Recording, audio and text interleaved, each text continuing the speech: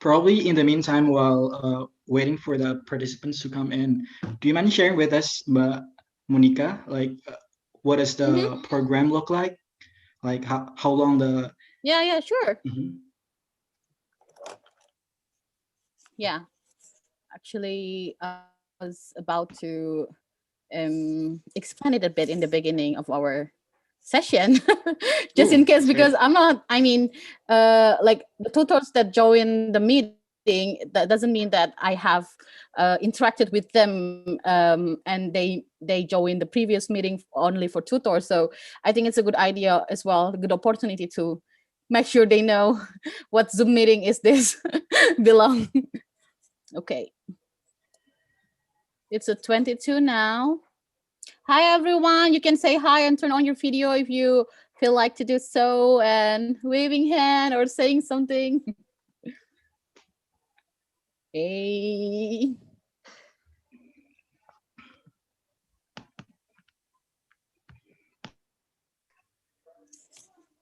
Oh, and I think we can yeah, do this so everyone can just join the meeting right away. And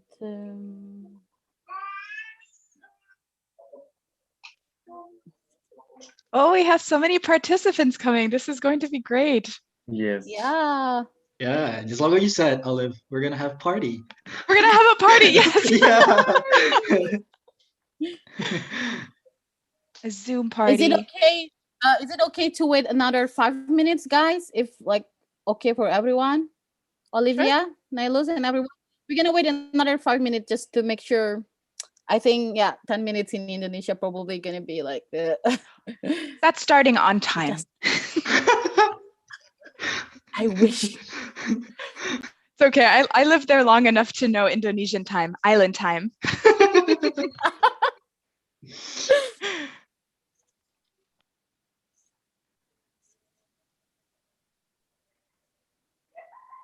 Oh, you live in Indonesia before? Yes, I did for 2 years in Olive. Pontianak and in Kupang, which is how Oh I know wow, yeah. Nilus. Yeah, that's Selamat how we met. pagi, selamat pagi. Yeah, selamat siang right now, but Yeah. yeah. It's It's selamat malam though. selamat malam for you. Yes, exactly. Mm-hmm. And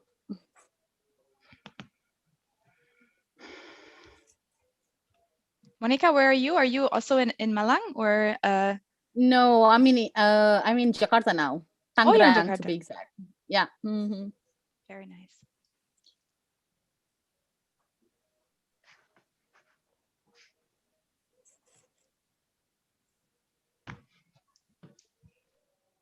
Um, 35, and I feel like to do something, but I forgot. What should I check for the class? Do you have a Monica is getting presentation old. or No, not really. participants? Just forget it. We'll figure it out as we go. We will figure it out. Oh, the YouTube is okay. It's on, and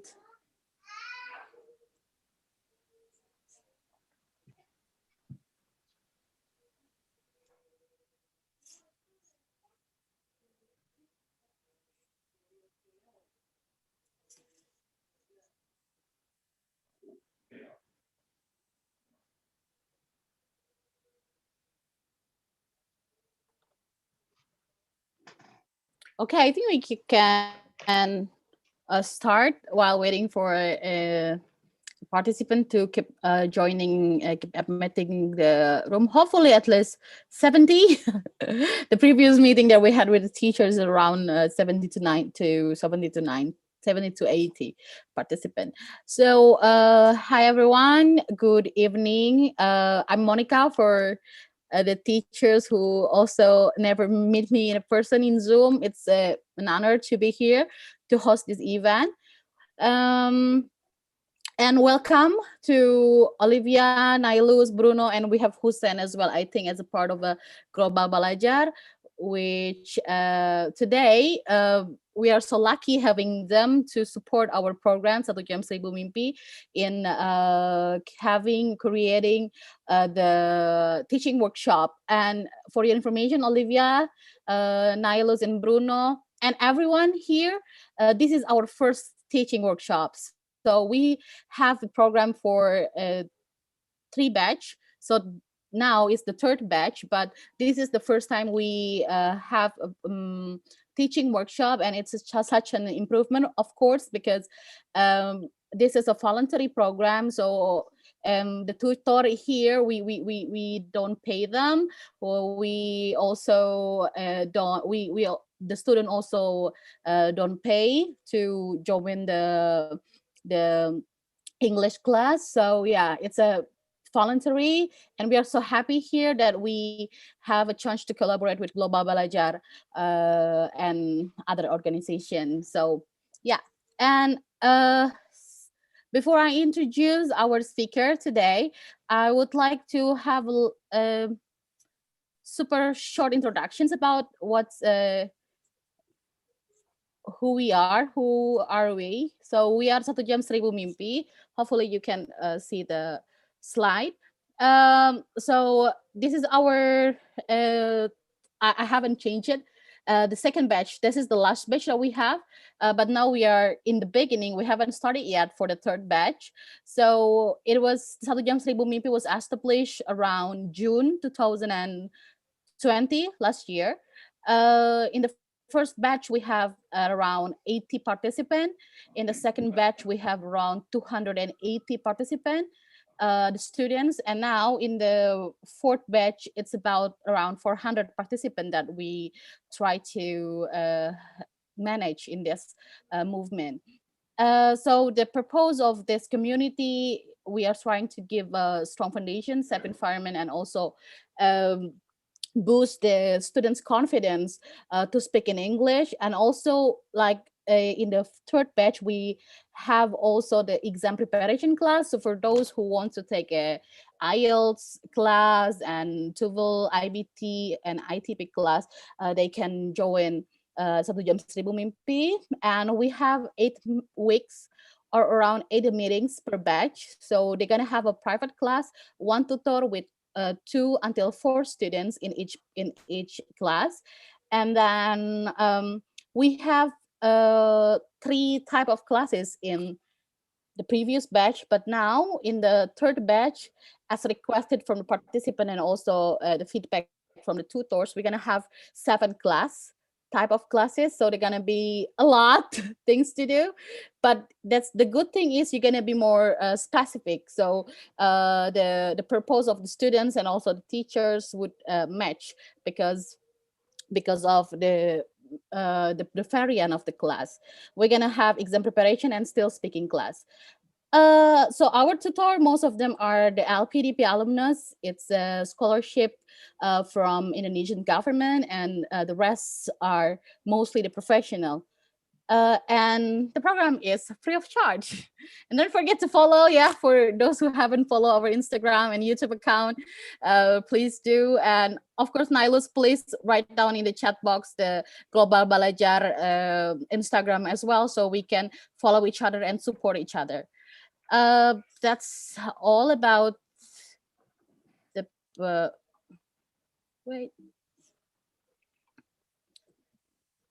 about the program. And we let me introduce Olivia today in our teaching workshop. I'm gonna read a little bit about her. So Olivia started her teaching career in Indonesia, spending 2 years in Pontianak and Kupang. So guys, don't speak in English, just speak in Indonesia, because she is like a native of Indonesia now. And she is living in Germany now and work as a teacher trainer and support a variety of language teachers online through mentorship and professional development programs.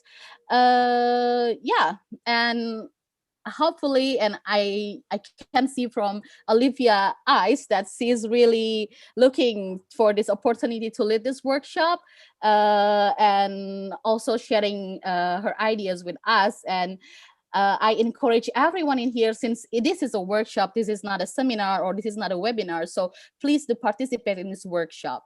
And we also have Bruno here as a what we call it, I don't know.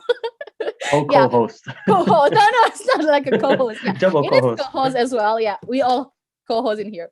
Yeah, but Bruno will help Olivia in conducting the session, and we also have Nihilus here as a representative from Global Balajar. Welcome everyone, and we have almost 50 tutors in here who are ready to start their online teaching program, started from in March. So we're going to start the class in March, and we have this preparation today. Without further ado, I welcome Olivia. Hi, Olivia. Hi, everyone. Thank you, Monica, for the really nice introduction. Yeah. So what are you gonna do today? What kind of workshop that we gonna have today? I saw in your like at the breakdown, we're gonna discuss about teaching techniques and also class preparation. So what is exactly in the brief about what we're gonna do today? Yeah, definitely. So what I'd like to do in the workshop today, Monica, as you already mentioned, is first of all, discuss together planning and preparation points that we need to keep in mind, consider some things that all of you have maybe learned from your experience or maybe are unsure about. Please feel free to ask questions. Monica mentioned a really good point in that we want this to be interactive. We want all of you to participate. Please don't be afraid to raise your hand, ask a question, share your experience or maybe an idea that you have. I'm a teacher trainer, as Monica said, my colleague and friend Bruno as well, for an online language company, but that doesn't make us all knowing. Everybody has really great ideas to share, and that's what we want to do today. So like you said, Monica, focusing on preparation and planning, teaching techniques also specifically online, as they are a bit different than when you are teaching in person in a classroom. Teaching groups online, I think that's another challenge that a lot of teachers have. How can we make it very student focused? How can we increase student talking time when we only have one microphone in the virtual classroom? That can be challenging. And then we come to what I think is going to be the very fun part of our workshop today, which is we're going to separate everyone into breakout rooms, and we want everybody to work together, share ideas, and maybe even lead some games and activities more focused on games, and how we can keep those educational, how can we keep them interactive in the virtual classroom. And then we'll come together and wrap things up, have a nice Q&A. Any open questions that maybe remain at the end can be shared then. Cool. Yeah. So it's a complete explanation about what we're gonna do today, and we want to highlight again, you're really welcome to raise your hand during the class. Yeah, and Olivia, time is yours. You look super ready, and we are super excited to welcome you and listen and start the discussion, please. Thank you. Let me go ahead and share my screen right now. So I hope that everyone can see. Can you all see my screen right here, the Global Belajar? Yeah, perfect. Yep. Okay. Let me put this into presentation mode, and I hope this works okay. I mentioned this at the beginning. I don't know if everyone heard. I'm relatively new to Zoom, so please forgive me if it takes me a moment to sort out some tools here. But let's go ahead and jump right in. And I really want to stress this just one more time. This is for everyone to participate, so please feel free to raise your hands along the way. So what we like to focus on during this part of the presentation is, first of all, preparation and planning. What do we need to think about when we are getting ready to teach the students? What things do we need to consider? Teaching techniques. What are some things that we as teachers can do to support the students in the classroom? What are some techniques that maybe you have learned from your courses, from your experience?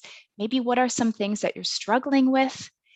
Of course, teaching groups online, that's another additional challenge. If you are one-on-one with a student, of course, we can have lots of interaction with them. But what if you have like today, how many do we have? Almost 60 participants. Oh, how are we going to make this interactive for everyone?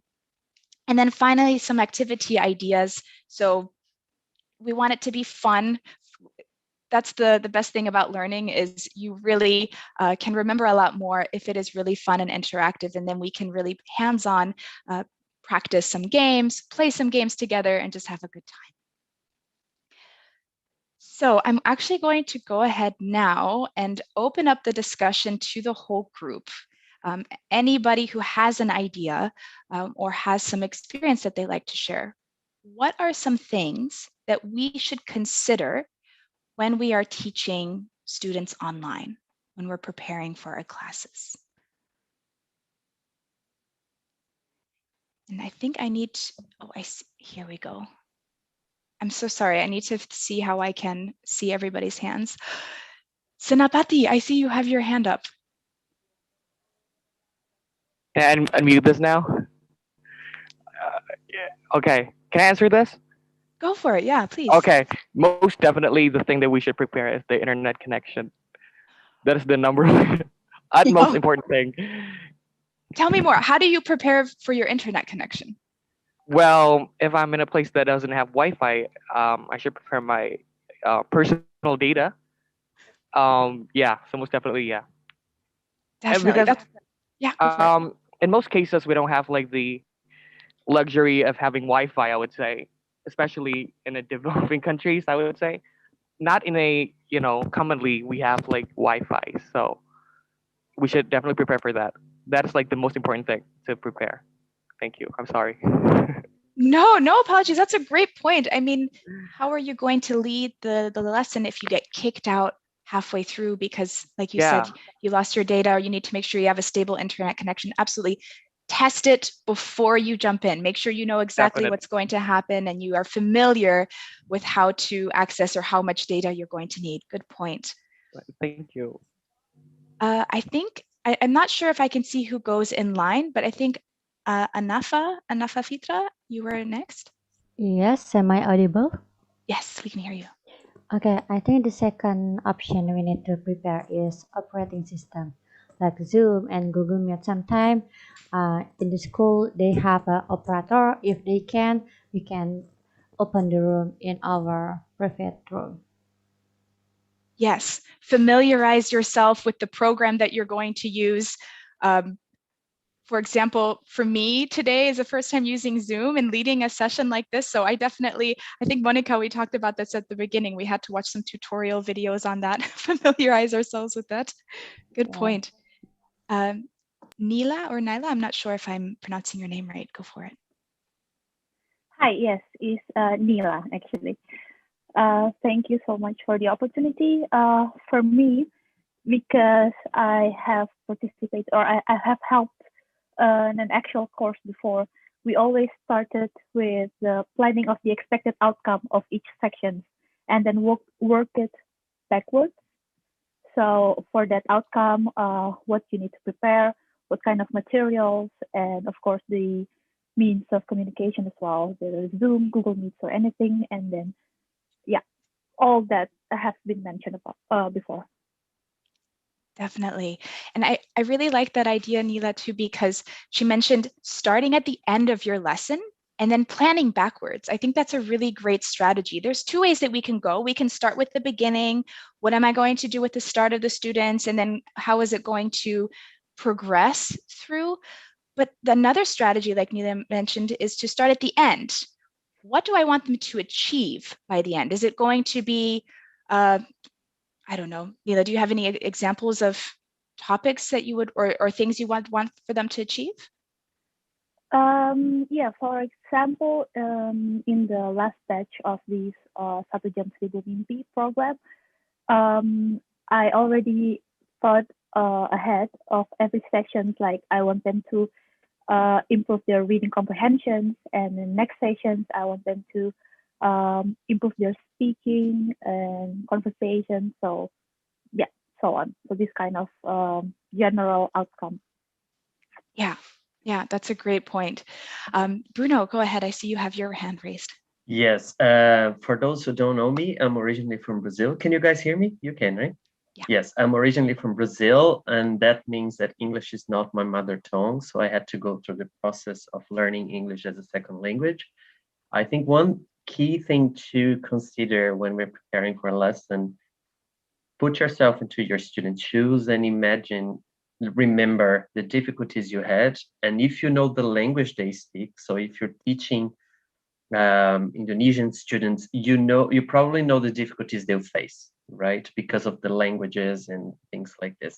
So also consider this, the difficulties your students will have because of the mother tongue, because of because of the target language. So don't forget about that. That's my point here. Yeah. Mm-hmm. Yeah, and I think so. Two things that I just wanted to touch on. I think Bruno really raised a good point, and that's a great advantage that all of you have as Indonesian teachers. You can relate to, drawing connections between bahasa or maybe even the local dialect that your students speak, and helping them maybe come up with systems to remember grammar forms or vocabulary. But also, I think something important along with what Bruno said is, maybe can understand also the background of how they have learned English in the past, maybe how it's taught in schools, and you can fill the gaps where you see maybe, they need more free speaking practice, or they need more, grammar practice in this certain area, and you know that this is something that is maybe lacking in the schools a little bit. You can kind of take your knowledge and really apply that and support the students there in that regard. Absolutely. In my case, for example, my language is Portuguese, my mother tongue. So I know, for example, we don't have present perfect or anything similar to that. So I know that whenever I have to work on the present perfect, that's going to be something new, right? So that lesson I prepare considering that like it's something new for them. So yeah, that's absolutely. You know that you're not going to have anything to relate similarly with that grammar point. Exactly. Great ideas, everyone. Any other points that you can think of that we should add to our list here?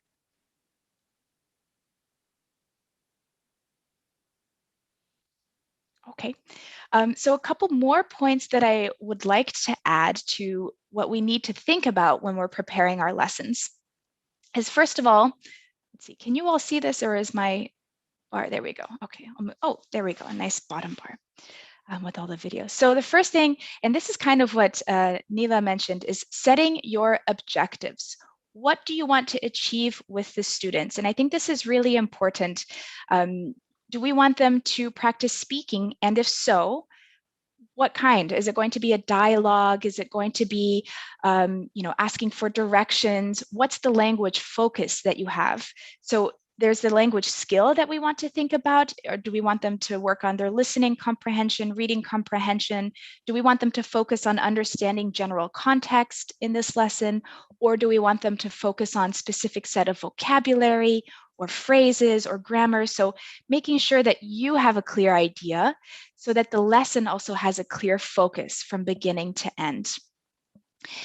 Also, about the material and activities, I think it's important to think about how they relate to your aim. So, if your focus is going to be, let's say small talk with students, you just want to have general small talk. Are you going to introduce a topic about politics? Oh, that might not be a very comfortable topic to be discussing for this particular aim. So make sure that your activities really relate and support the language aim for the lesson. Time management, of course, is a really important one. So if you have an hour lesson, how are you going to make sure that you can achieve that aim and also progress through the different stages of your lesson?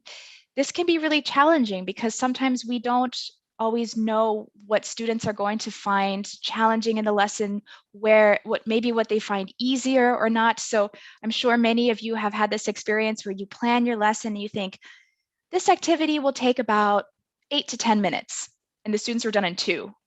And you're like, oh my gosh, I have so much extra time. Or opposite of that, you might think it will take 8 to 10 minutes and it takes 20 minutes, and you think, oh, how am I going to make it to the end of my lesson now? So we need to be very flexible. We need to adapt. I think thinking about how you can do that while you're planning the lesson can really prepare you well. Have a backup plan. If things don't go according to plan, and I'm sure everyone's experienced this, we might have a perfect image in our head of how we want our lesson to go, but does it always happen exactly that way? Probably not. So think about some alternative activities, especially if, for example, time management isn't working out the way you had anticipated it. And let me move my bar here so you can see this last one. Student engagement. So not just thinking about what activities you want to introduce, but thinking about how you're going to introduce them and how you're going to ask your students to participate in these. How are you going to increase their engagement, their interaction as well? Or is it just going to be you speaking the whole time, which we want to try to avoid because we want students to have as much speaking time as possible to practice. So these are the main points for preparation and planning. Any other ideas that have come up since we've started this specific topic? Anything anybody would like to share?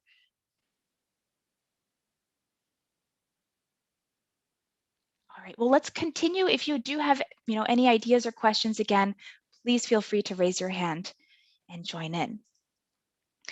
So let's talk about effective teaching techniques. And this, I actually really want to focus on teaching online, simply because we are now, especially this last year, more in the virtual realm of digitalization. I mean, so many classes have now gone onto Zoom or online, especially with COVID going on. And it also just makes English language learning so much more accessible if you have the right means, the Wi-Fi and the data, as was mentioned right at the beginning. So what do you all think? What are some teaching techniques that we can apply in our online teaching classrooms?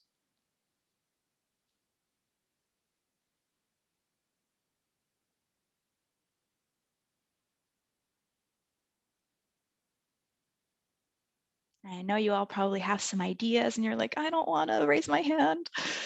But I would say there's, not really a wrong answer in this session today. It's more about gathering ideas and sharing ideas. So Eddie, I hope I'm saying your name right. Go ahead. Hello, good evening. Hi, Eddie. Hi, yeah, okay. This is very interesting topic. So about teaching technique. I think in teaching technique, the first thing that we have to know is about who is our students, because the technique of teaching is very we can say is a unique one. We cannot make one technique to teach every single students, because for example, basic level, we have to teach with different technique to advanced students. Yes, I think that's a really valuable point, Eddie, that you mentioned. Not every student will learn the same and way. Then, and the second one, for example, school technique to teaching university students. So the first thing before we decided which one technique is more effective, we have to know who is our students. So maybe some student like enjoy by games, some student enjoy by like rehearsal, something like that. Yeah, thank you very much for sharing that. I think that's a really good point. It might take a little while to understand what techniques work best with certain students, and that's really okay. It just takes some time for us to adapt, but I think Eddie has a good point. There's not one magic rule. I think that's what's important, is that different techniques will be more effective with some students than others. Yeah. Any other ideas for techniques, specific teaching techniques? Oh, JT Fami, go ahead. Okay, hello, Olivia. Thank Hi. you. So based on my experience, the effective teaching techniques is depending on what's the purpose of the students itself. Because previously I have held the kind of Zoom meeting, and they have a different kind of the purpose. I mean, some students need to learn about grammatical or maybe about tenses, but some the others requires they need to learn about pronunciation. So maybe we have to know first the purpose of our student. Thank you. Mhm. Yeah, I think that's a good point, and that I would say also really relates to the last topic of preparation and planning. So, what do our students need? What do they need to focus on? Is it grammar? Is it pronunciation? And I would almost say that it's similar to what we just talked about, in that it's okay to take some time to understand your students' needs, to get to know their English, their strengths and their weaknesses, and then adapt the lessons to really focus on those needs too. That's a great point. Thank you. Any other ideas? For example, let's say you're teaching grammar with a group. How can we effectively teach this to them? How can we effectively get them using that grammar in the online classroom?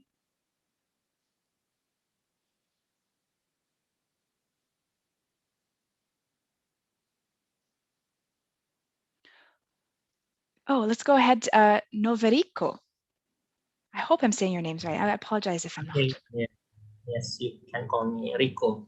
Rico. Okay, thank you for the opportunity. I think the techniques maybe before we going further, we have to know the our student first. As actually it is also related to the previous one. We have to know the at the meeting. I forgot. Wait.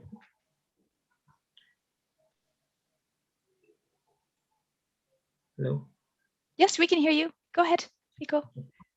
We need to know our students before Yeah, the meeting. our students ability, right?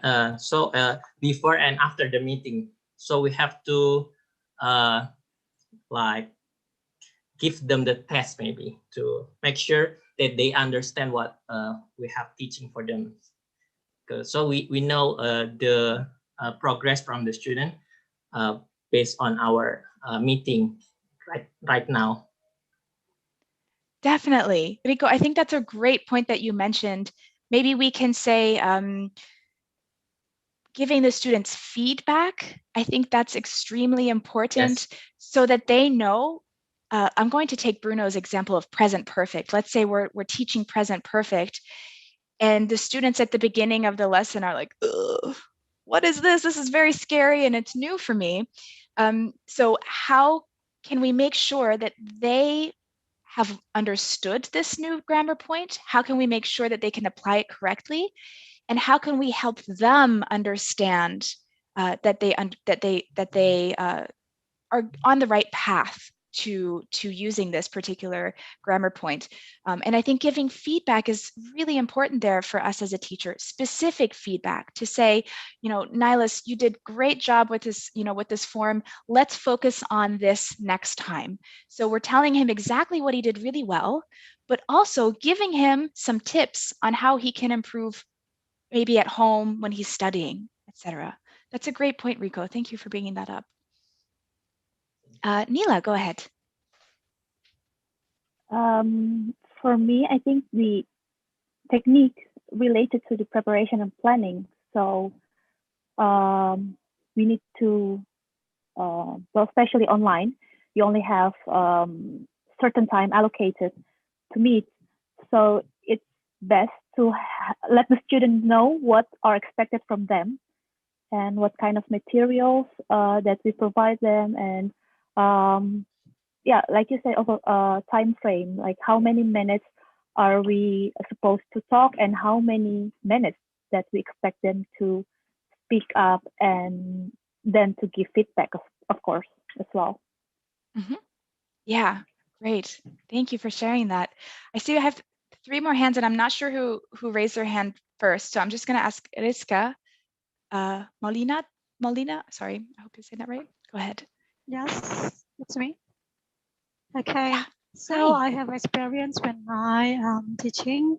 So I relates my teaching technique, and I use the social media like Instagram for grammar. So I ask my students to make a Instagram account, but it is only for the class. Yeah, it's only for the group class. And then they will upload one of the photo, and then they make a caption based on the grammar, uh, itself. So, for example, today's grammar is about present perfect or simple past tense. So they have to make a caption relates to their photo, and then after that, I will look at one by one and then give feedback directly in the comment section. That one. So I just want to make my students comfortable, and also because I know that they are a digital learner right now, so they relates to social media like Instagram, TikTok, or maybe others. So I just relate my technique into those things. That is, I just want to share my experience. That's a great idea. I really love that idea too, Riska. I think it's a great way to make the language really relevant and useful for the students so they can apply it, you know, making their own Instagram page, and then they'll be more confident going forward if they want to post something or maybe create a different kind of social media account. Why not make it relevant and useful for them? That's great. Hasna, please go ahead.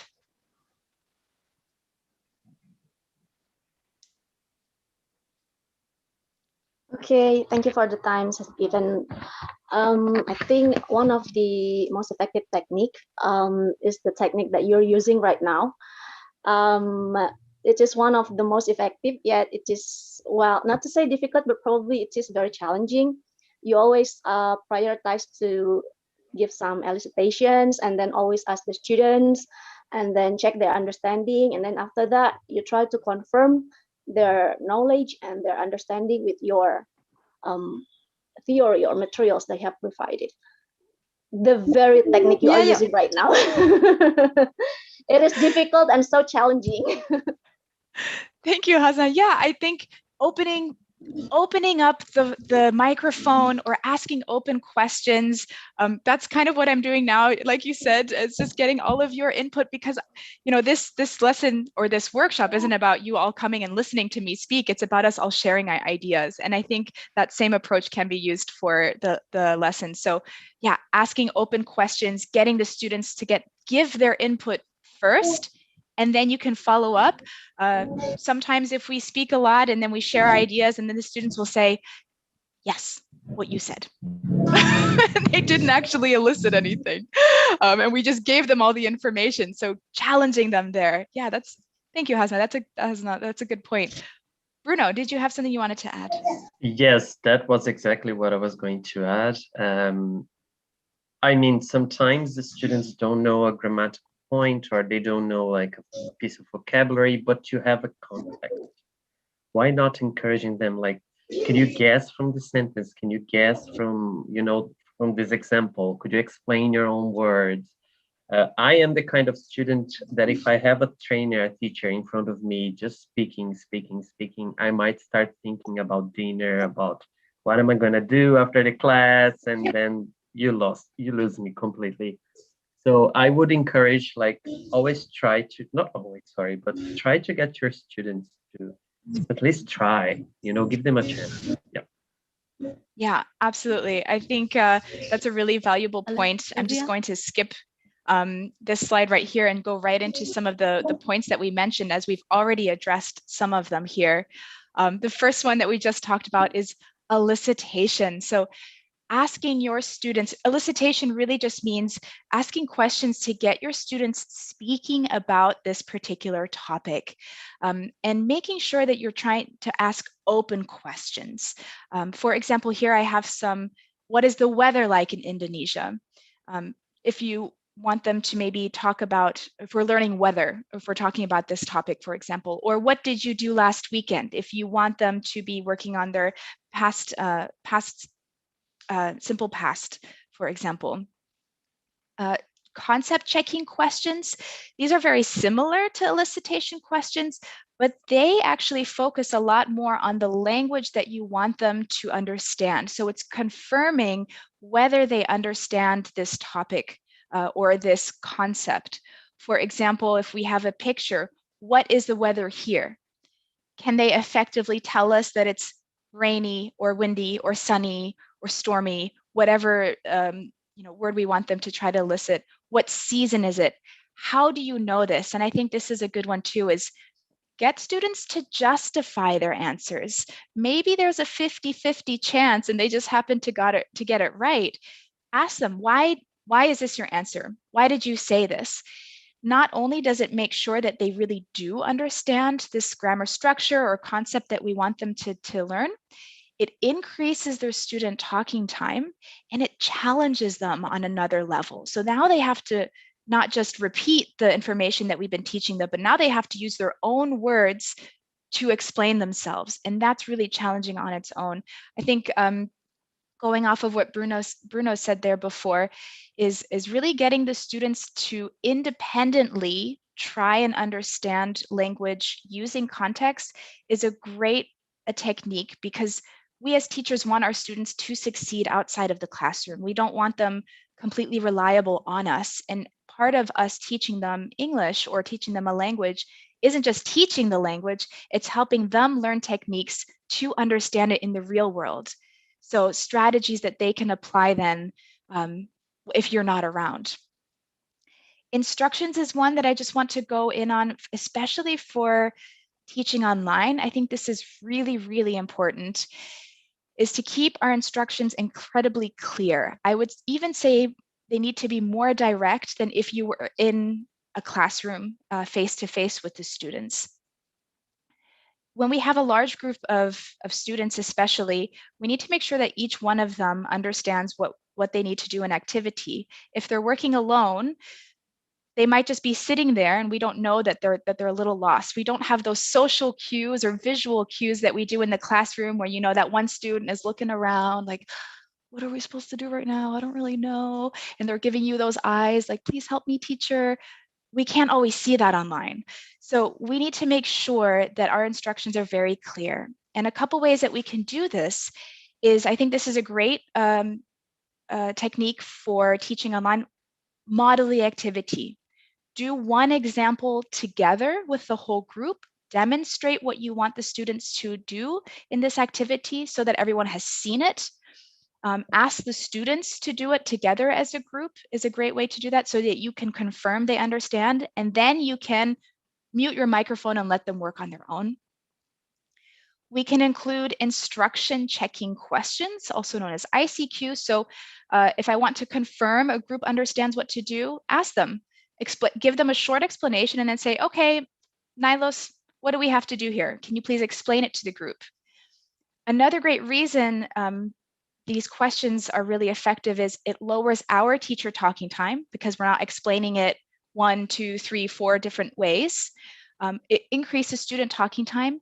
It's a really great way to challenge more confident students, maybe higher level students, because again, they need to understand this activity and repeat it and rephrase it back to you. So it's another challenge for them. Plus, it checks their understanding. So it's kind of a 4-in-1 question, I like to call it. Asking students to read instructions out loud. That's a really easy one. We don't need to practice our English. We're not there to show off for our students. We want our students to speak as much as possible. So ask them to read the instructions out loud.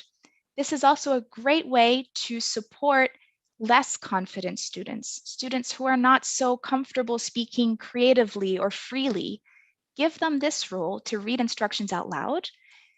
It's a little easier than, for example, explaining the instructions on your own, but they're producing, they're speaking, they're working on pronunciation, and you're keeping them involved in the lesson.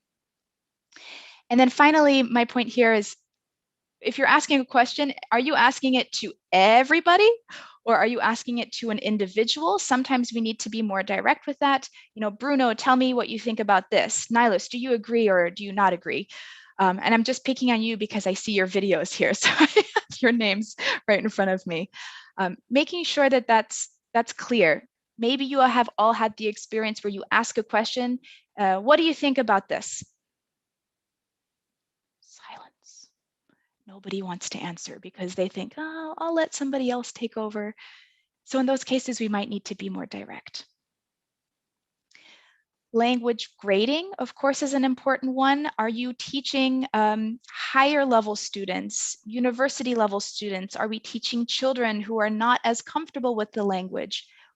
How are you explaining things? The speed at which you are speaking, making sure you are clear and concise, using your support language. In this case, it would be Indonesian or your local dialect, using that language as support as little as possible, but trying to adapt your English level to their language level for what they would understand. Olivia. Yeah. Can I add something and ask questions? Absolutely. Yeah. So you mentioned about like being specific when you ask a question in a group. What do you think about the less? For example, I heard I don't remember where, but I heard that we it can make the students feel more uncomfortable or less confident if we like pointed out something like exactly for a specific person. For example, Nihilus, dude, what do you think about this? And like, OMG, like I'm getting more nervous. And but when the time we should do that and when we shouldn't do that, like having a that kind of questions to the group.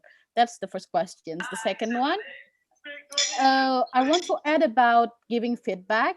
So I think in Indonesian culture, we also have a feeling of guilt or a apa ya bahasa Inggrisnya kayak we don't feel comfortable to express to give a feedback like negative feedback, not the negative, like yeah, the weaknesses, mentioning the weaknesses of someone even in a person, so we feel bad about it. So yeah, for example, like in at the end of the program, guys, the tutor need to give recommendations for the student, should they pass the class or not.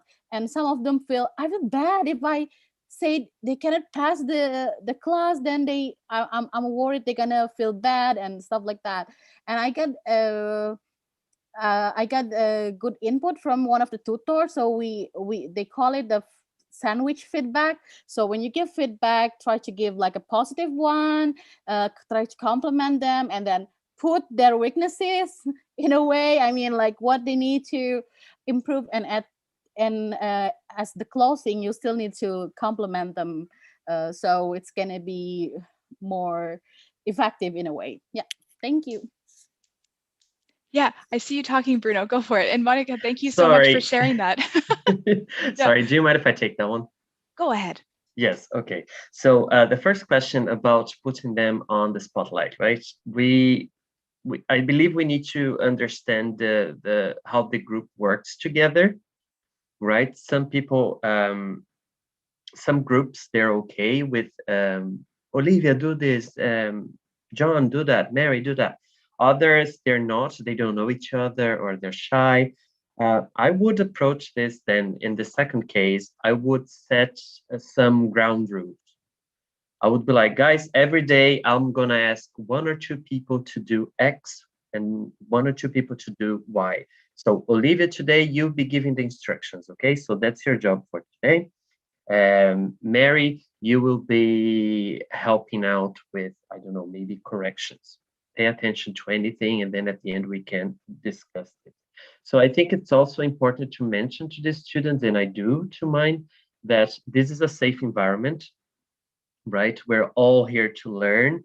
I'm learning from you, you're learning from me. There's no pointing fingers, there's no judgment. It's okay if we make mistakes. That's what we're here for. If we're all fluent, we're all perfect, we wouldn't be here. We wouldn't need to be here. And I'm talking about being in the classroom, of course. The feedback and the culture, yes, we need to consider culture as well when giving feedback. Some cultures are accepted better than others.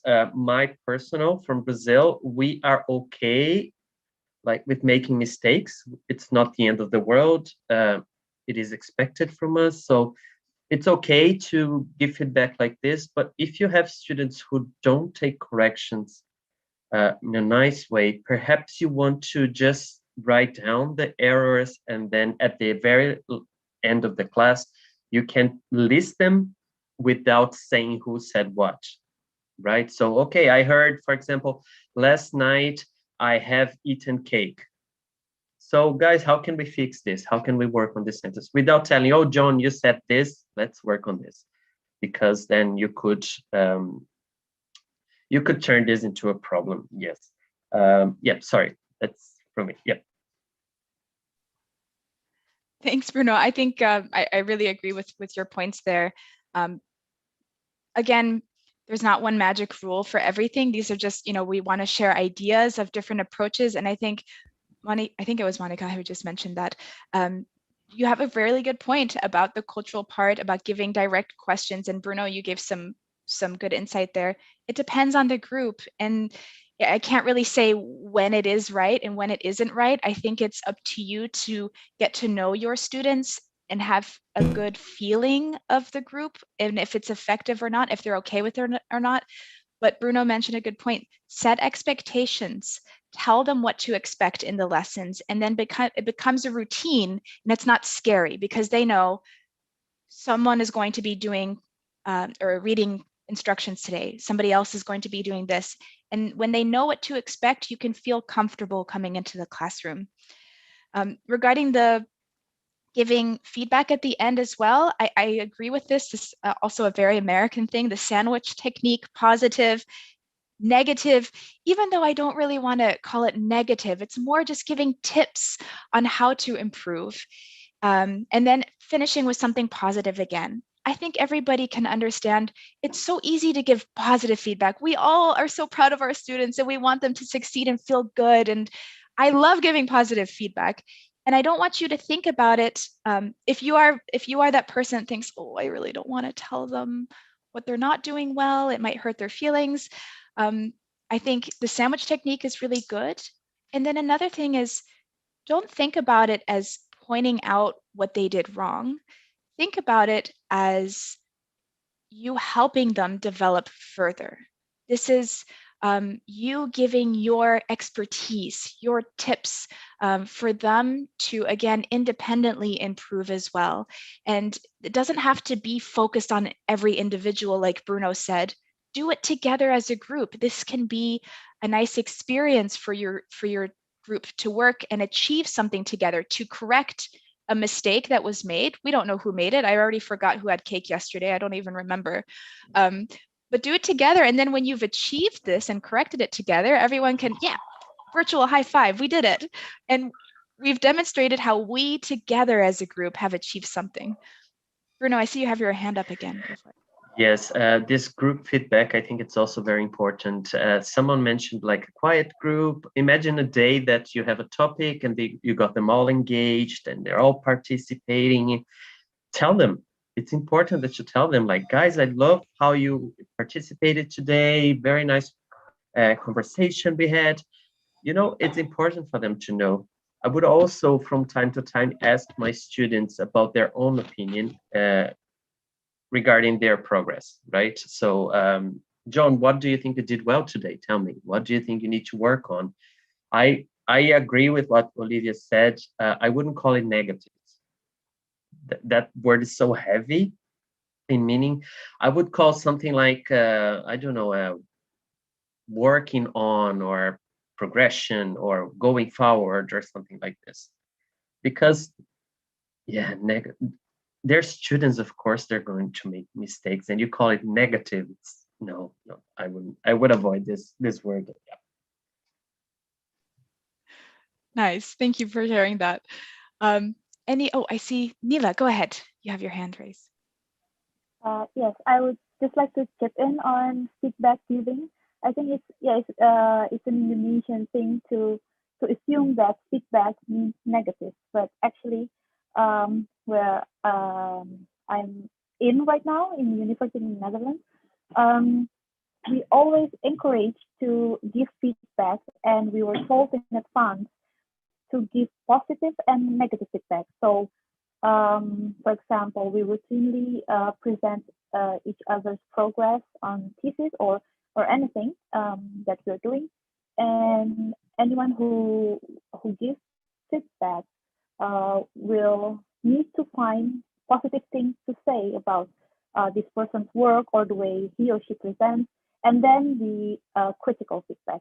So I think that that can be applied to your students, especially online. So everyone is encouraged to give feedback, but think about positive and negative side. Yeah, really nice. I think exactly that. You can apply it to your classroom as well. And if you are still thinking, sometimes maybe I've had this experience before where you reach the end of the lesson and you think, whew, they did a great job, but that's not really specific feedback. If you just tell everyone, you did great today, and they say, yay, what did they do? What did they do that was so great? They need to know specifically what did they do well. That's so motivating. If you say, well, you all, like Bruno said, you participated so much, your pronunciation was great. I heard you use that past perfect or present perfect. Great job, everyone. I'm so proud of you. And then if you're not sure what to say, ask them, what was difficult for you? What did you think you did well? And that way you don't have to be that person that's giving that negative, I should say, or feedback or the tips going forward. You can get them to give you some information. You don't have to do it in every lesson, but it's good to check in with your students every now and then. How do they feel about this particular topic? And then how can I support them going forward? Yeah. All right. So for time management, I'm just going to go on to the next slide here. So managing groups online. This we've already talked about quite extensively today. So I'm just going to show some points that we need to maybe keep in mind with many students in a group. So student interaction and engagement. As I'm sure many of you know, we really want to encourage student-to-student interaction. We want to avoid having only teacher to student the entire lesson, but that can be really challenging online specifically. We can't put them into pairs and have them working simultaneously. It doesn't always work so well. Also, I'm sure you've all experienced having one student who maybe is really strong. They don't mind making mistakes. They raise their hand every opportunity. And then you have the more shy, more timid students who we might need to support. So how can we work with varying skill levels in the classroom as well? For student-to-student interaction, I just want to focus on this one, and then we're going to go into the breakout rooms or talk about activities and go into the breakout rooms. How can we support student-to-student interaction in a virtual classroom? Do you all have any ideas?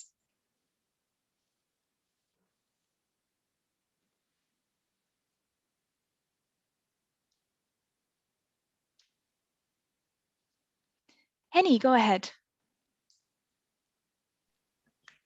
All right, good evening, everyone.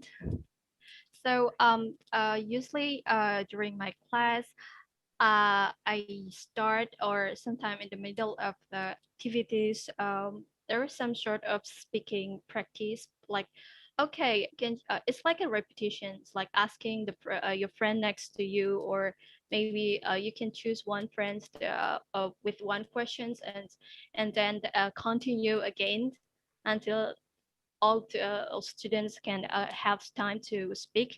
And usually I also give them example, like especially for some struggling students, they still confuse how to produce words by themselves. So they can just follow examples. But those advanced students, they can use more their own words because they have like a more advanced vocabularies. I think that's all. Yeah, that's a really great idea. I like that, having students ask each other versus you asking all the individuals. That's a great idea. What else? What other ideas are there?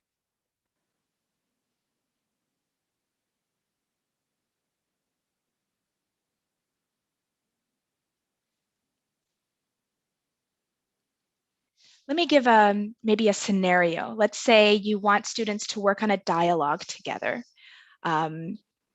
We want to put them in pairs. As we're working online, you can only do 2 at the same time. So let's say we have 2 students working together, having this dialogue. What are the rest of the students going to do during this time? Is their job just to listen? And if so, do you think they are listening, or are they looking at their phone? Did somebody post on Instagram? Oh, is it my turn for the dialogue yet?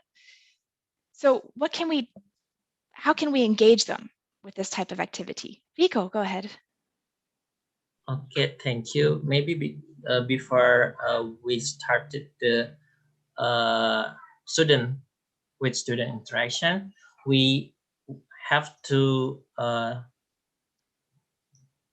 set the agreement before, like the other student who are not talking still need to listen, and because after that we need to ask them about what the feedback for the student who has the interactions.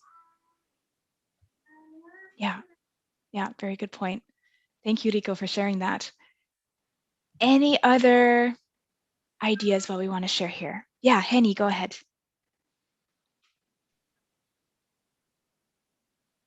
All right.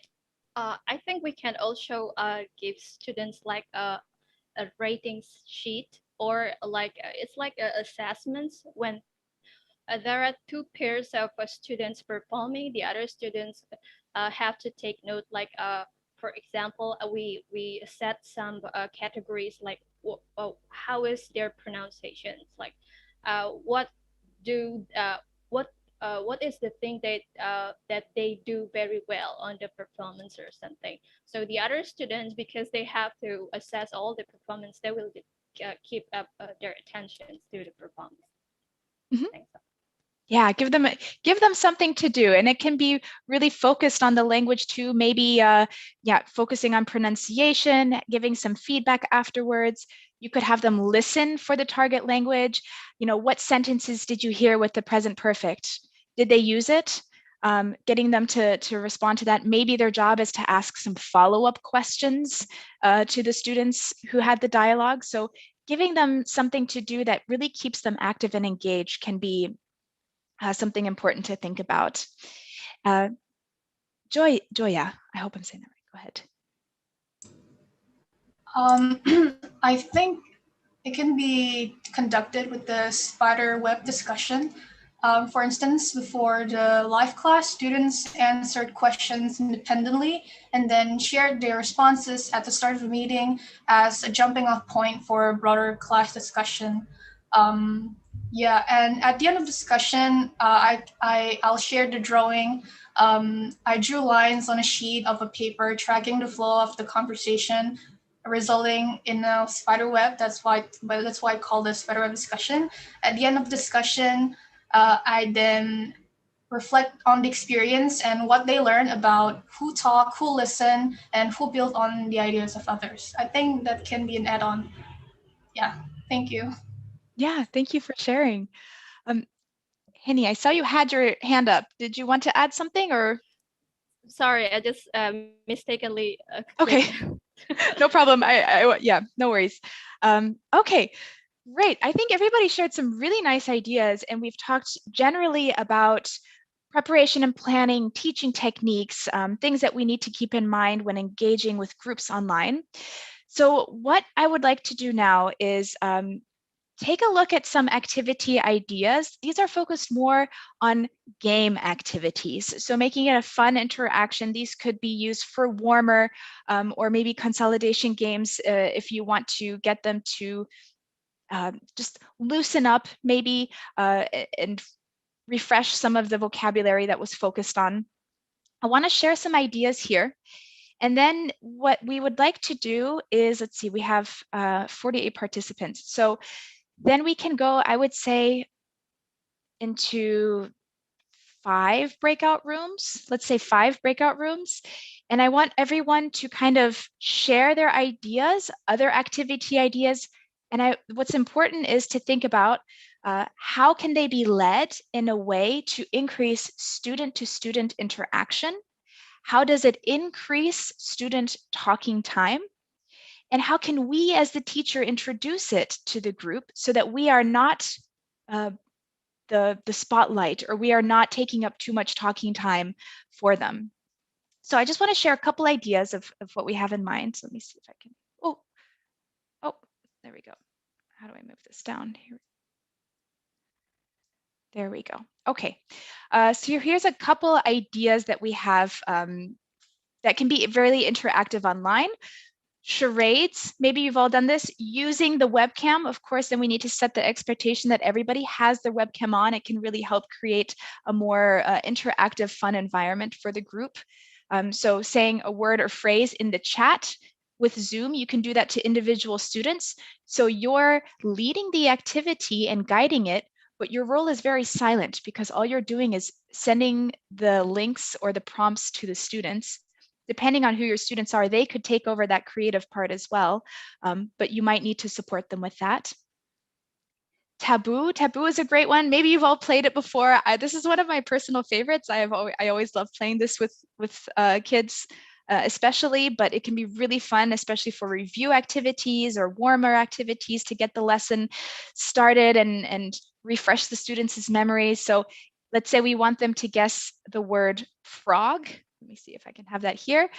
The 3 words underneath, though, are words that you are not allowed to say when you are describing frog. So you need to try and explain what this word is to the group so that they can guess it, but you're not allowed to say green, you're not allowed to say jump, or you're not allowed to say ribbit. So it's pushing them out of their comfort zone, thinking about synonyms as well that they can use, and using other words related to that. So I could say animal, small, lives in the water or ponds, and get people to guess that.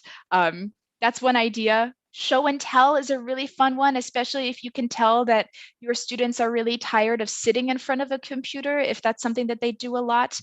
Getting them up and moving. Just because we're in front of the screen doesn't mean we only have to work with this.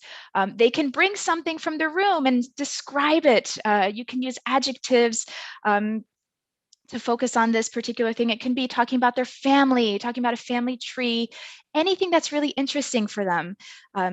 And that can be, but think about with that, maybe some language that you do want them to focus on. How is it supporting the language that we've already taught them in the past? Guess who or what?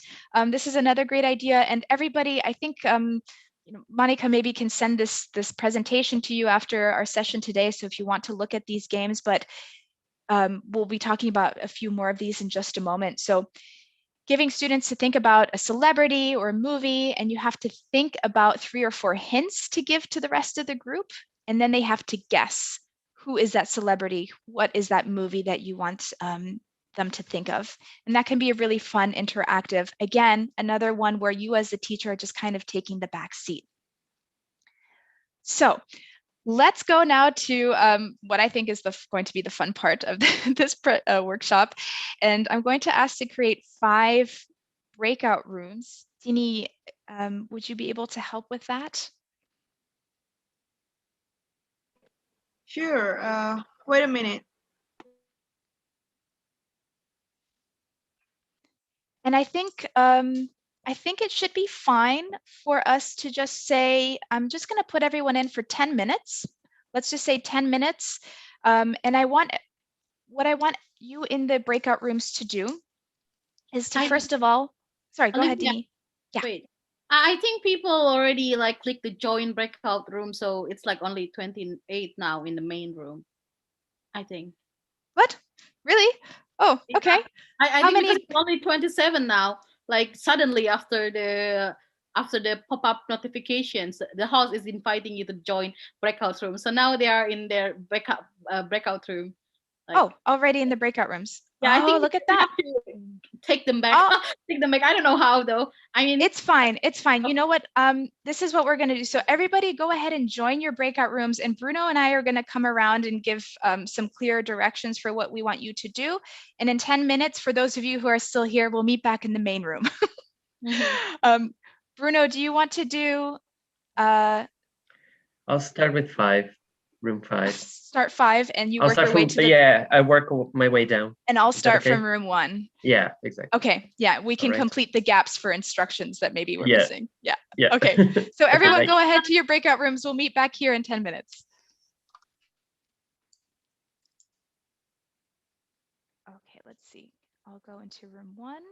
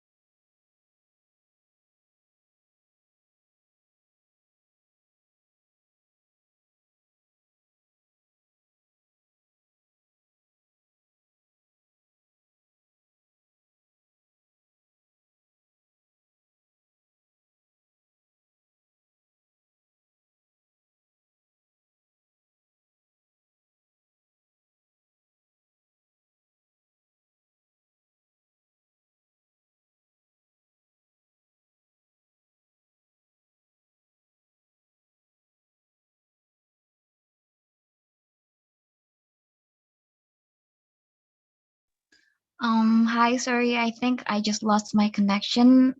Can anyone or the host or co-host assign me to the breakout room again? Thank you in advance.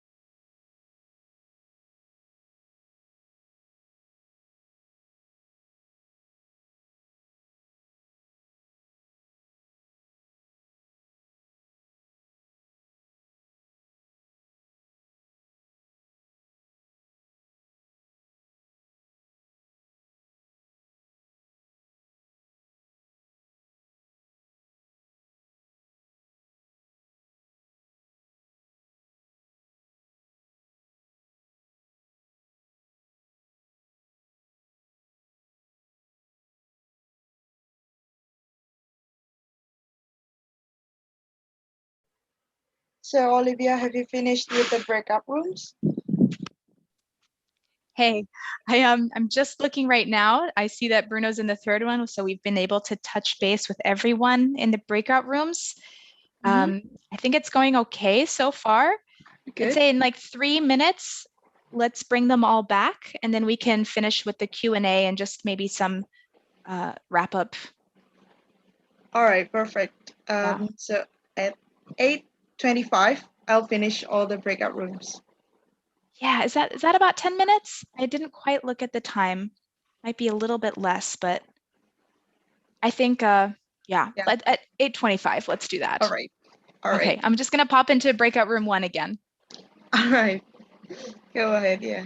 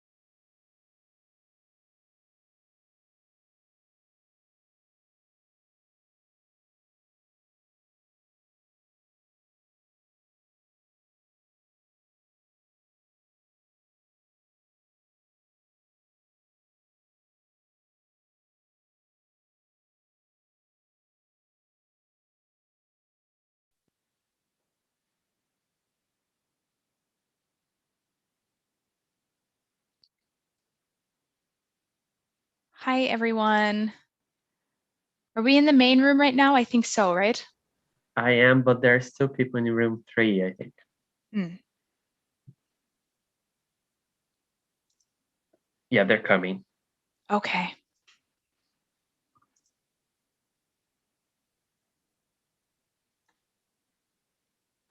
Oh, I just saw all the chats. Yes. Oh, nice. Yes. Perfect. Okay, is everyone back? I think so, right? Yes. Yeah. Yes. Great. Very cool. So, thank you everyone for sharing ideas. I just popped into a couple of breakout rooms, but just to summarize some things, are there any groups that would like to share some of the ideas that they discussed, some activity ideas?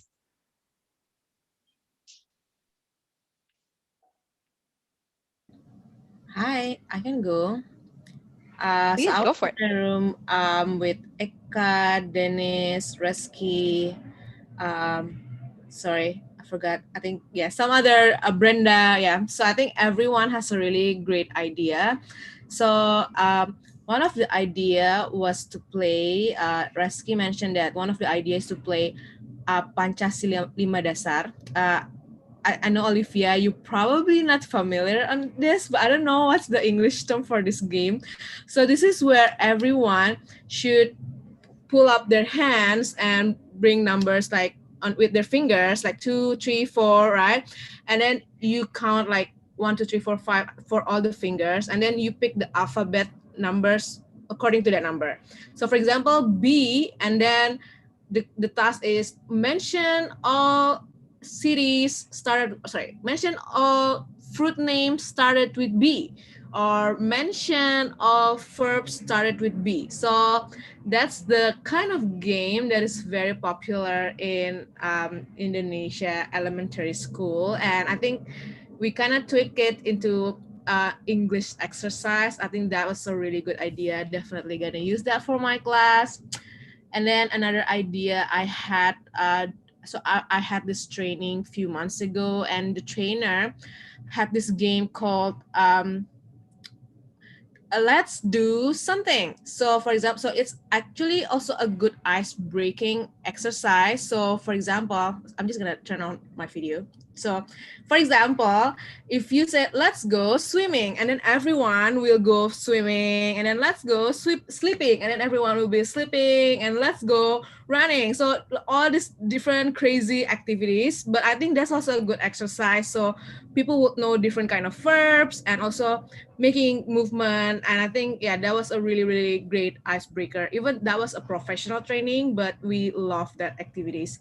And Eka also made some tweak to the activities and say like, oh, maybe we can say, describe one word for the moon, and then round, sky, white, blue, and different kind of words that can describe moons.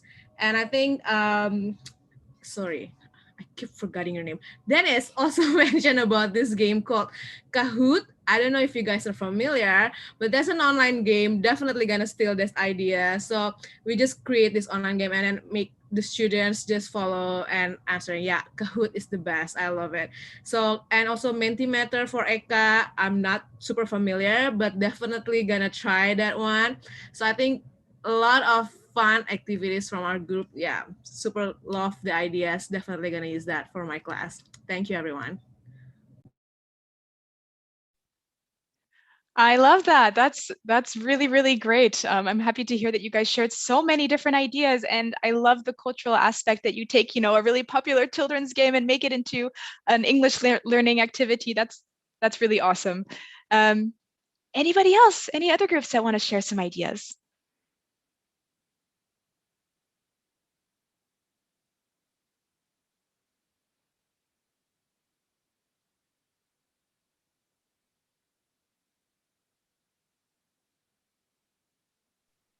Mbak, Mbak, Mbak. Hi, Olivia. It's Mbak. Hi. You if you're familiar with that, Mbak is like a sister.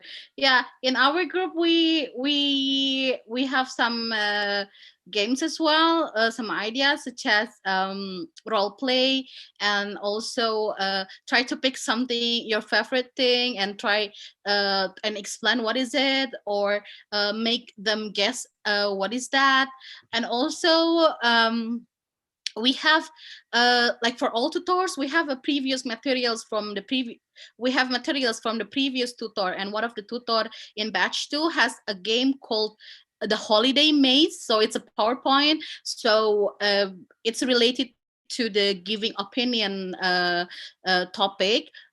So it's a kind of like a role play with a scenario, and you have to choose, and you don't play anything, you just like wait and all like all the players are the students, so they need to choose which place. So we provide a presentation already. They need to choose which place they want to visit, and then we all there's also like a card that they have to option by doing A or doing B, and if they do B, and they're gonna have to choose this, and in that option they have to give them their opinion. And it was so fun because they are like giving like a big crazy opinion about something. And yeah, and you can access all the documents in our Google Drive, guys. Thank you. That's great, and that's super to know that you have that available to all the tutors too. So yeah, maybe you know, if everybody wants to, you can maybe send your ideas also to Monica if you want to add that to the Google Drive. It sounds like you guys have some really, really great ideas though. And what's super about these is that you're considering all of these really important points. You're thinking about student engagement, how is it going to keep them speaking? How you're going to keep them engaged, and drawing connections between the games and their own experiences. Total physical response, TPR, as was mentioned before. So we don't all just have to sit and listen. We can move around and be silly and get them out of the comfort zone. So I love all these ideas. Any other ones that people want to share while we're here? As we're just going to wrap things up a little bit, I'm going to ask, I was in one breakout room and Jocelyn has a good question she wants to ask to the group. But before we do that, any other ideas that people want to share?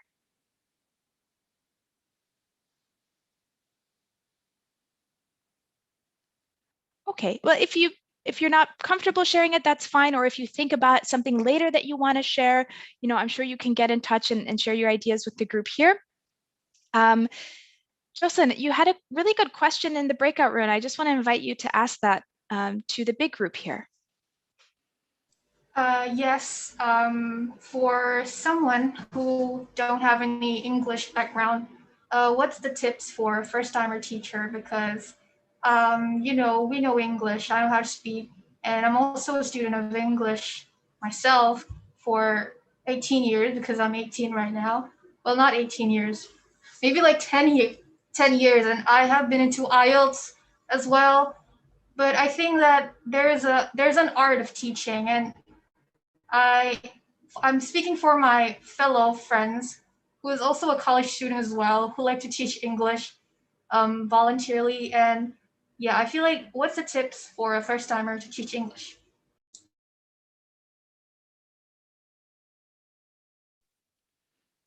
So I just want to open this up to all of you. Maybe you can share what was helpful for you to know when you first, or what maybe did you wish you knew before starting to teach English?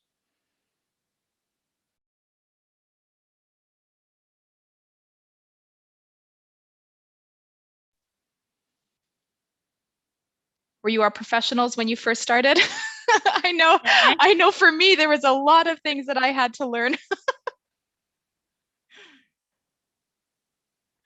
Want to add something. So I think it's really important to know your students. So Jocelyn, when we decide when we have classified you into, assign you to the group, you can read all the information about the students, their background, their age, their anything. So you're going to be ready, because some of them, like some of our tutors, feel a bit nervous and kind of a shock, because they are still young and they need to teach. One of the student in their group is like 50, and she was like freak out, like OMG, like I don't know how to handle the game and stuff. So make sure you guys read all the information, and if you feel like worried about something or uncomfortable, you can text the committee for sure. That's the first. The second, we have a WhatsApp group, so it's like super technical. There's a WhatsApp group, and you always open to share your experience, especially for the first time experience in the group, and you can learn from other tutors. Like in previous batch, we learned. Like there was a ice breaking, like drawing, like try to draw yourself anything that represent you. And so if, for example, me, I draw like a flower, and after that I explain it to my student, this is me, why this is me, and everyone do the same thing and does the same thing, and it's really helpful actually. And many groups like copy paste that methods, because we also run out of idea how to do it. But try to read the tutors group, because some of the teachers also share their experience there, especially for the first meeting. Yeah. Thank you so much, Monica, for the helpful feedback. Anybody else have things that they want to add? I would add the internet. The internet is there, full of resources. Don't be afraid to go on YouTube or Google, or it's there. Go after information. What Monica said there, ask more experienced teachers as well. I was lucky enough, I had one when I started teaching. I had a friend who had been teaching for 300 years already, so she could lead me in, like, please don't do that, or maybe you want to try this. Talk to people, basically. Even if you're both starting pretty much at the same time, maybe that other person has experienced something that you haven't, and it's still worth like exchanging knowledge. Yep. Yeah, great point. Anafa, please. Okay, thank you, Miss Olivia, for your opportunity. I would like to criticize when I get a bad moment when my teacher teach me the way she teach me, like she only care about the smart people in the class, but she does not care about the poor people that has low capacity in the language class. So I mean, like how about we elaborate the quality that not only care with the smart people in the class, but we need to care with another students. So I mean that is the mistake in our teacher way in the class. Yeah.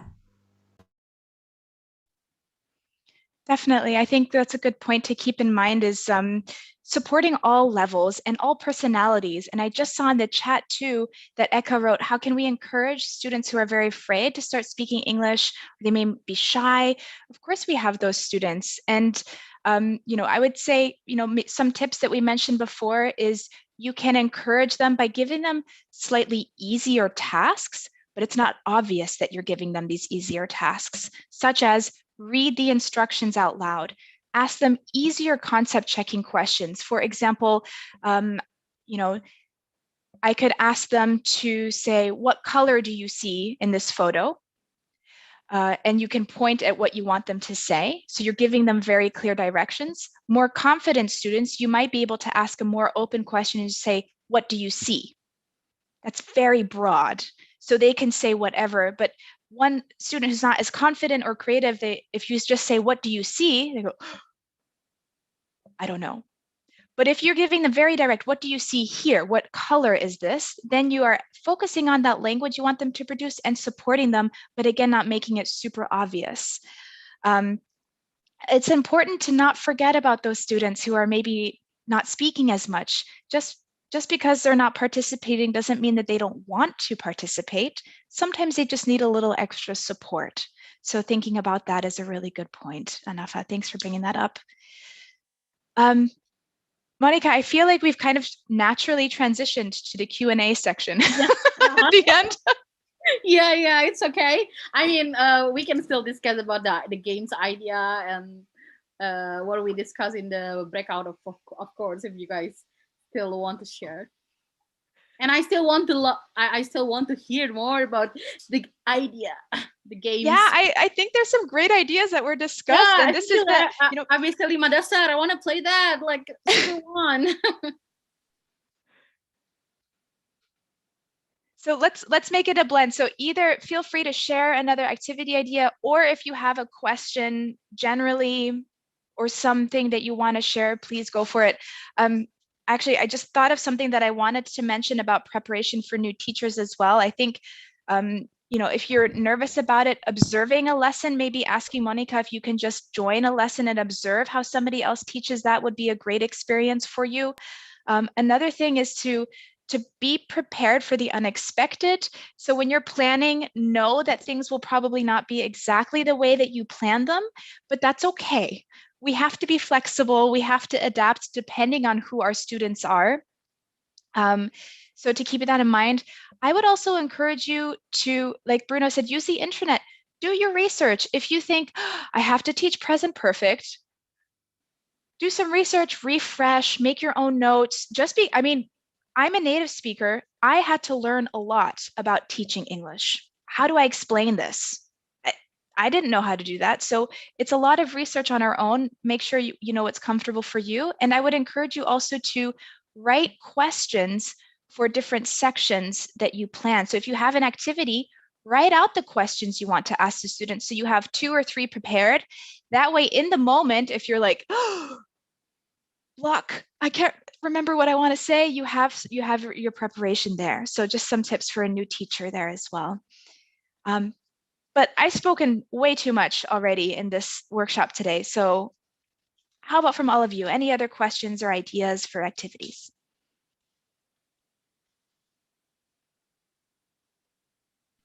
Yeah, I think I just want to add up some points to the question that was given.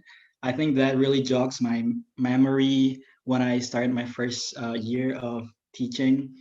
I think the challenge that I had on my first year is actually grading my language. I think that is the hard one because when your language ability is here and your students is here, I think you have to be willing to lower your language because the point why you are there with them is to teach them, right?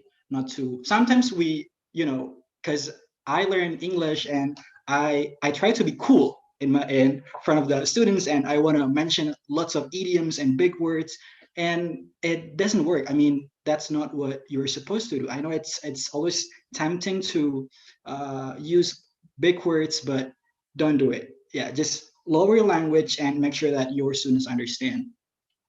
And the second point is that uh, I think I firmly agree with Anafa, yeah, that it is always tempting for us as a teacher to only focus on the students that are good enough in the class, standing out. They always want to answer questions.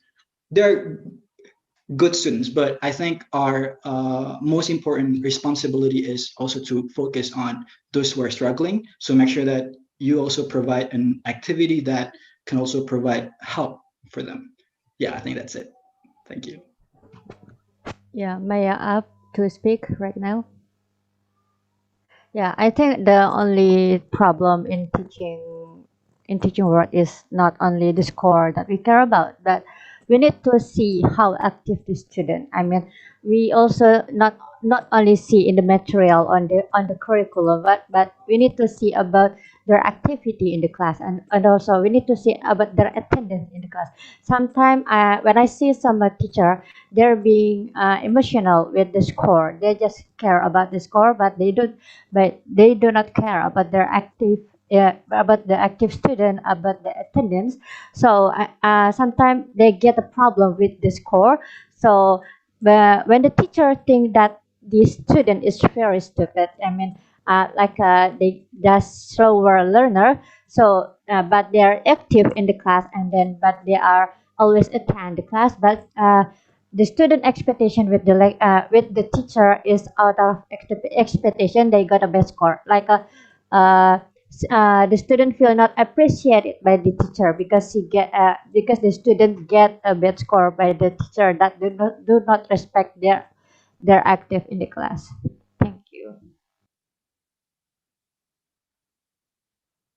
May I go now? Yep. Okay. All right. So I think both valid points, of course. What Naila said as well. We tend to think, we quite often think about the students' weaknesses, but we also need to consider our limitations, right? Just like what he said with the language grading. Me, for example, I wasn't very good at like at role play activities. I don't know. I just couldn't make them work. So I had to understand that and work on this. So you need to think as well, like, why isn't my student learning this? Why is not happening? Maybe it's because maybe you are a person who overcomplicate things instead of facilitating instructions, facilitating like the information. Maybe you speak too much, maybe you speak too quickly. So also take some time, think about yourself, think about your limitations, how you can improve them, how your limitations, they block your students' progress, because that could also happen, right? We love saying like, oh, I can do this very nice way, but think about the other one as well. And I don't want you people to start looking at this in a negative way, but more like, oh, that's my personal feedback to myself. Like, I need to improve X, Y, Z, right? We're constantly learning. There isn't such a there isn't one thing like perfect lesson. There's always something, and learn from your mistakes as well, right? So recognize them, learn how to spot them, and like, oh, maybe I should have worked better on that. And yeah, that's my thing here now. Sorry, Ali. Go ahead. No, go. Thank you. I mean, teaching is a learning experience, always. We're always going to be Yes. learning from our students. We learn so Hemi, much, right? yeah, Yes. really. Still, always. Yeah, Yes. it never ends. Tammy, please go ahead.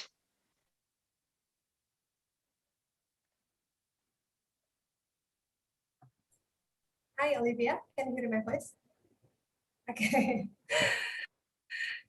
I just want to share my experience when I was a teacher, because if I'm not mistaken, it has been how many years? I forget. I was retired. Yeah, I just want to share my experience when I have to, what is that? I want to make student interactions. I made a game. I make a game like, what is that, having a role play. For example, in advanced or intermediate, I usually have a game like this. For example, student A, you are the keynote speaker, and then student B, you are the moderator, and then you have to resume what the speakers, what the keynote speaker said, like that. Make so they have to focus on the student at the time. Yeah, just like that. Yeah, thank you. Thank you for sharing, Tammy. That's great. Reski, I think you had your hand up. Did you still want to speak, or Reski? I'm not sure. I saw your hand up, but maybe. Nope. Okay, no problem. Good. Anything else then? I think that kind of brings us to the end of our workshop so far. I don't have anything else that I would like to share from my end. I would just like to thank all of you for your really wonderful input. I mean, this was so much fun for me. I learned a lot from all of you as well. I think you shared some great ideas. I think there's a lot of creativity in this group. And it was just really, really fun to listen to all of your ideas and questions, and to see such a supportive group. I think that's so wonderful to see. And I would just encourage you that if you think of any other ideas that work well, share them. Maybe send them to the coordinator of the program and share them with each other. This is such a community of teachers. We all want to help each other improve going forward. So I can just encourage you to reach out and share those ideas. I see, Hasna, you have your hand raised. I actually have one question. Can I still ask the questions? Okay. Um, so we know that learning foreign language or specific target language can be difficult for some students or most of the students related to the limited times and then limited interactions between the teacher and the students. We know that learning learning foreign language involves many things to be I don't know, learn or expose, like exposure to the target language, acceptive skill, productive skills, and so on and so forth. I would like to ask, as a teacher with limited time, what kind of assignment you usually give to your students to anticipate those limited times and limited interactions between the students and the teacher? Because we know that language is a skill and we have to practice it a lot. And I'm really curious, what kind of assignment you usually give to your students? Thank you.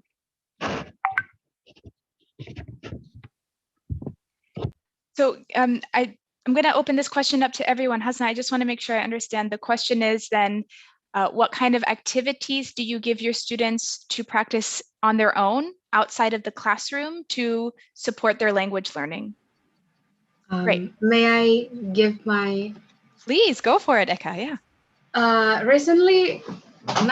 Currently, I'm also teaching English and I'm using Padlet.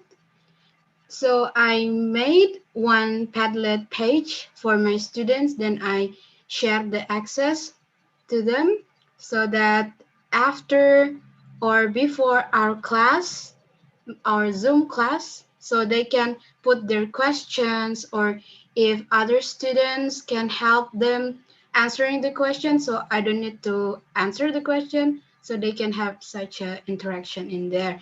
But if the question is not answered, so I will bring it up into the class discussion.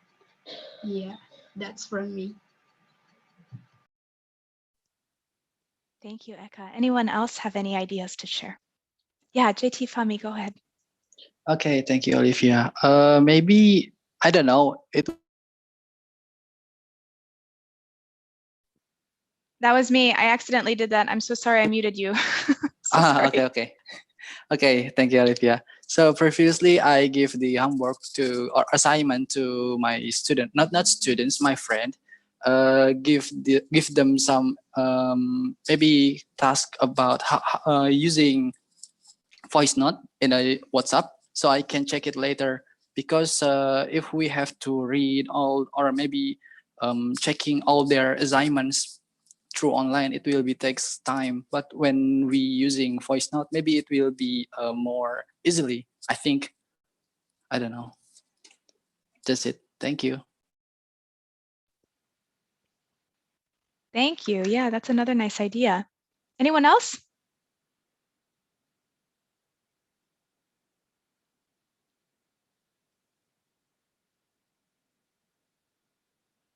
Well, if you do have any more ideas for creative ways to get your students practicing outside of the classroom, again, I would say go ahead and share those with the organizer, and then they can maybe compile those ideas for you in the Google Doc. I think there's so many different ways that you can get your students to practice outside of the classroom. We could probably spend a whole 2 hours just talking about that right now. I would say just think about what is available to your students, what is realistic for them to achieve where they are. It could be a simple thing where they record 5 sentences using this target language of, I saw this, the sun was shining on Wednesday, for example. So every day they write a sentence. If they have the ability to record and, send you some verbal homework or oral homework, that's fantastic. But it's important to think about what's achievable for the students. What do they have access to? Depending on where they live, do they even have internet? And if not, what are some things that maybe they could do in their hometown or even just at home? So there's just lots of different ways to adapt those activities to your students. I would say that kind of brings us to the end of our presentation then, some of the main questions that we talked about today. So again, thank you all so much for your really, really fantastic participation. Like I said, I gained a lot of great ideas from you all myself. And I just wanted to invite Monica back then. Do you have any final words that you wanted to say? Thank you so much, Olivia, Bruno, and also Nilus. Let's give applause for Olivia and Bruno and everyone who come to this session. Yay! Thank you so much. And obviously, we're gonna have more. We're gonna try to provide the tutors with more teaching workshop and other activities that can support the learning teaching process in the class. And you're gonna guys will start the class next week, Olivia, Bruno. So yeah, hope it works well. And now we are in the placement test period, the end of the placement test for the students, and I hope you guys get the right students, yeah, they can study together with you and learn from you.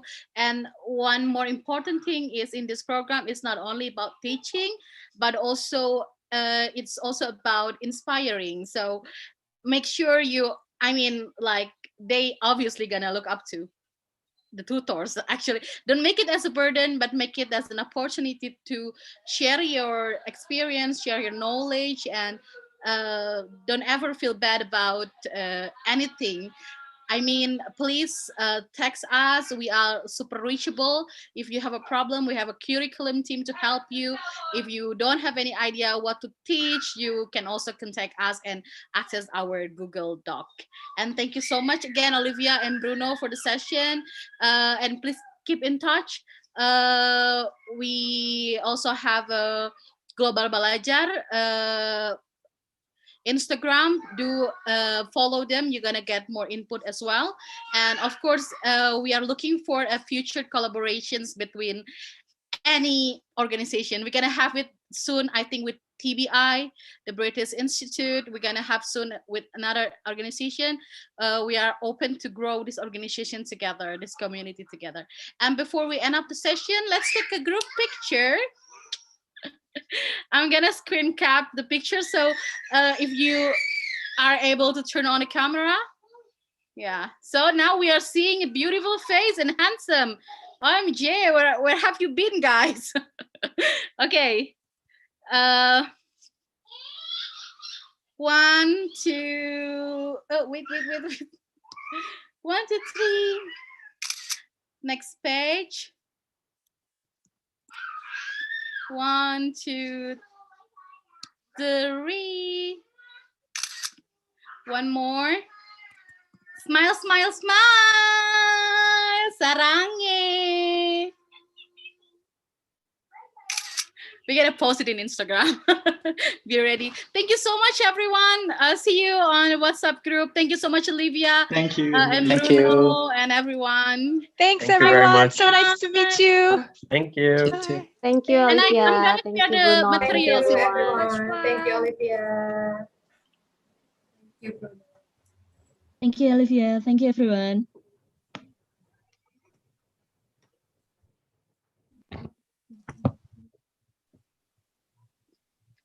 Thanks, guys.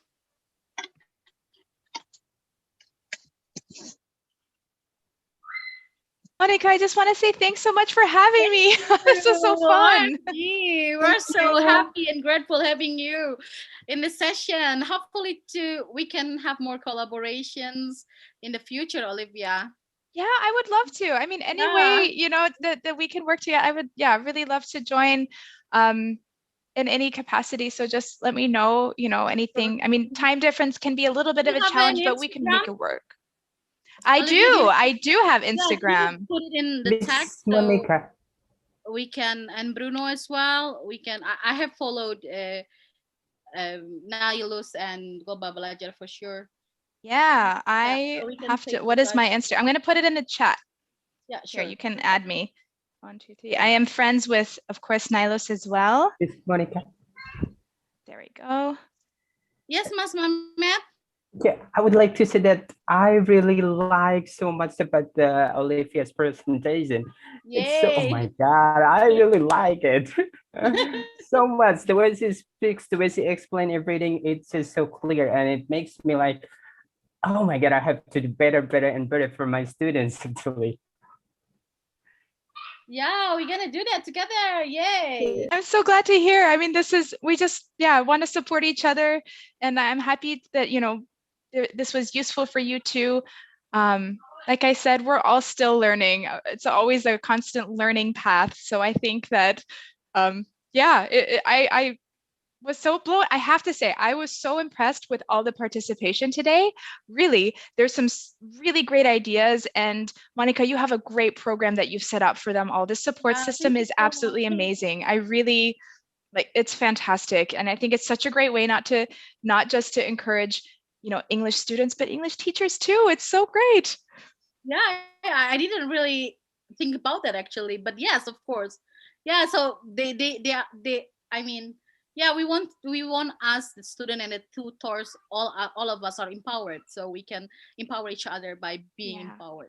Thank you so much, Olivia and everyone. Thank you.